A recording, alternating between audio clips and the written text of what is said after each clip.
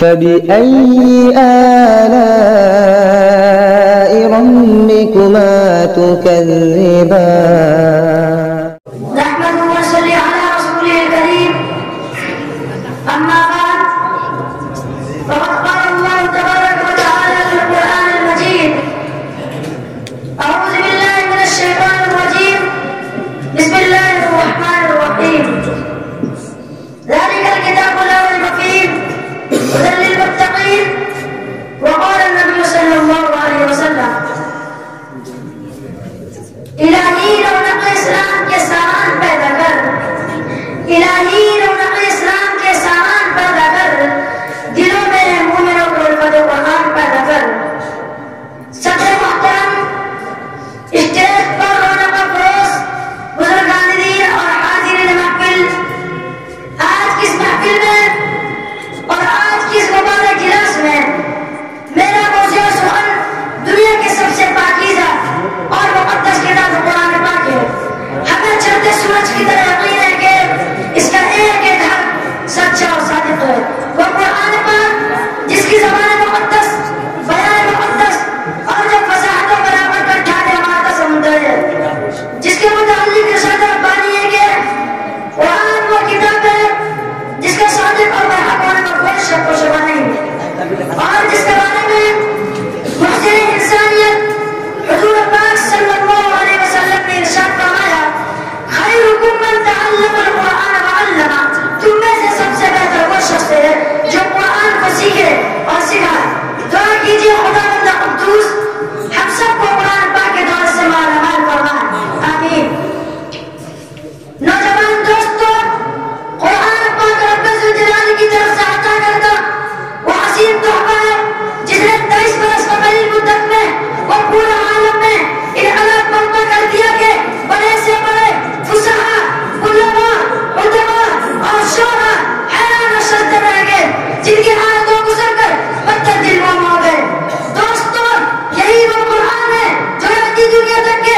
انسانوں کے لیے سراپا ہدایت و رحمت ہے یہی وہ قرآن ہے جس نے رسول کی رسالت کا اعجاز بخشا یہی وہ قرآن ہے جس نے بس مردہ قوم کو تعظیم بخشی ہاں یہی وہ قرآن ہے جس کی برکت سے جنت و شیاطین کا آسمانوں پر جانا بند ہوا یہی وہ قرآن ہے جن کی برکت سے عزت و عفت کے شامیانے گر گئے یہی وہ قرآن ہے جس کی بدولت محکوم حقیقی کا نعرہ نصیب ہوتی ہے یہی وہ قرآن ہے جو سچائی اور امانت داری کا درس دیتا ہے یہی وہ قرآن ہے جس کی بدولت عمر فاروق رضی اللہ عنہ کو ایمان نصیب ہوا یہی وہ قرآن ہے جس کی نظیر پیش کرنے سے ساری دنیا عاجز اور غافل رہی یہی وہ قرآن ہے جس کا نطق پیش کرنے سے عرب کا فصیح و بلیغ زبانداری کا دعویٰ کرنے والے نے گھٹنے ٹیک دیے یہی وہ قرآن ہے جس کی عبادت کا وعدہ خود خالق الکائنات نے فرمایا یہی وہ قرآن ہے جس کی تلاوت میں دل کے واسطے فرحت و بشاشت کا سامان ہے یہی وہ قرآن ہے جس نے دینی قوتوں کو جان بخشا یہی وہ قرآن ہے جس کی برکت سے مجھے چمانے باہر پیدا ہوئے محترم حضرات آپ کس نازک دور میں حفظ کلام پاک کو فضول سمجھا جاتا ہے اس کے الفاظ رب الرحمن بتایا جاتا ہے کہا جاتا ہے کہ اس کا رکھنا اور بے سمجھے پڑھنا بے سود ہے افسوس صد افسوس اس قرآن پاک کے بارے میں ہمارا اور آپ کا یہ خیال ہے کہ جس کے بارے میں شہنشاہ بتا جناب محمد رسول اللہ صلی اللہ علیہ وسلم نے ارشاد فرمایا اقرأ وارتقي ورتل كما كنت ترتل في الدنيا فإن منزلك عند آخر آية تقرأها القیامت کے دن حافظ قرآن سے کہا جائے گا قرآن پڑھتا جا اور جنت کے درجے پر چڑھتا جا اور قیامت کے اوپر جیسا کہ تو